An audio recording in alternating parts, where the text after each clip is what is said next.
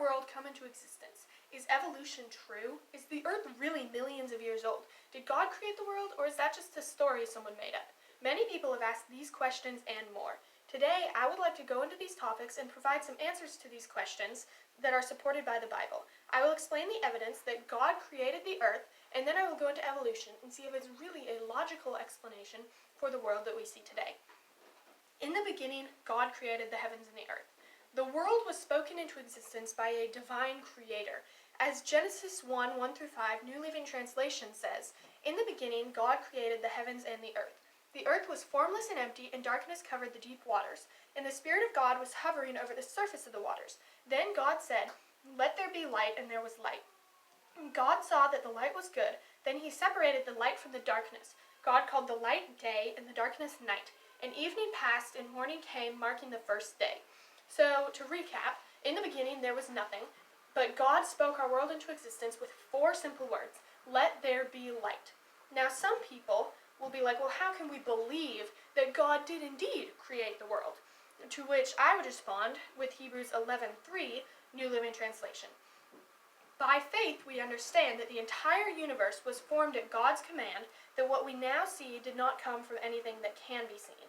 So it is by faith that we believe that God created the world, because if we don't have faith enough to believe that God did what he said he did, then how can we have faith in anything else? It actually takes less faith to believe that God created the world than it does to believe that he didn't, because all the evidence points to an intelligent designer.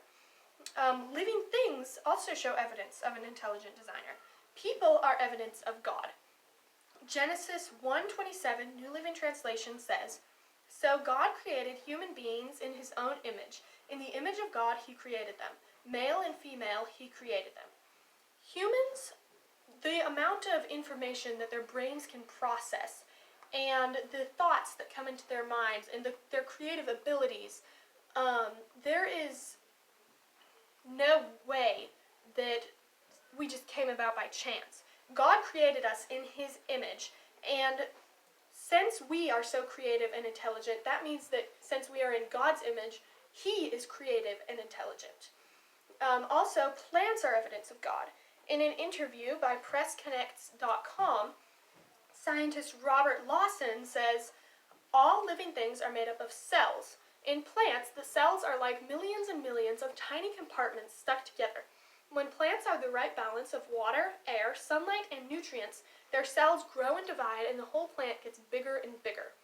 So plants need photosynthesis to grow, and photosynthesis is just a simple mixture of light, water, and soil that come together to feed the seed and give it the energy it needs for its cells to grow and divide, which makes the plant grow taller.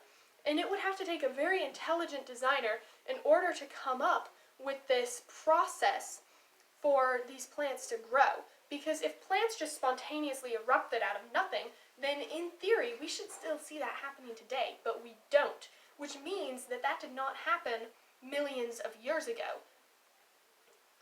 Evolution claims living things change into different and more complex life forms. So according to evolution, there was one organism, which then mutated and changed into another, which changed into another, and all the way down until we have humans today. But evolution is dependent on the missing link. According to Britannica, the missing link is the hypothetical extinct creature halfway in the evolutionary line between modern human beings and their anthropoid ancestors.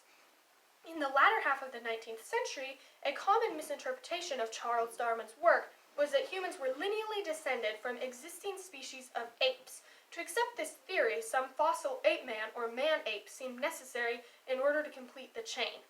So evolutionists are looking for a fossil that is half man, half ape to prove their theory correct, but there is no substantial evidence for evolution because the missing link does not exist. This can be shown through many different stories, but one of the most common is the story of Lucy. On November 24th, 1974, Donald Johnson found some bones of a fossil in Hadar, Ethiopia. He thought it was the missing link, but as the Creation Museum says, even though Lucy is fairly complete for a mammal fossil, the bones are mostly small fragments with many pieces missing. That means scientists had to reconstruct the skeleton according to their pre-existing beliefs about the fossil as to whether Lucy was an ape, human, or ape man. So basically, these scientists had 47 of 207 bones from this fossil, and so what they did is they recreated the rest of the fossil according to what they wanted the fossil to look like. So, since they wanted Lucy to appear to be half man, half ape, they simply filled in the rest of the fossil as though it was indeed half man, half ape. But the mandible, which is the lower jaw of the fossil, resembles that of a gorilla, and the pelvis angle would not have permitted Lucy to walk completely like a human. So based on this evidence, we can conclude that Lucy is not, in fact, the missing link that they thought it was. Also, evolution needs millions of years to work, but if there has been some recent discoveries of dinosaur fossils, and according to AnswersInGenesis.com, there is a fossilized Tyrannosaurus rex bone which has flexible connective tissue, branching blood vessels, and even intact cells. According to evolutionists, these dinosaur tissues are more than 65 million years old. But laboratory studies have shown that there's no known way, and likely none possible, for biological material to last more than thousands of years.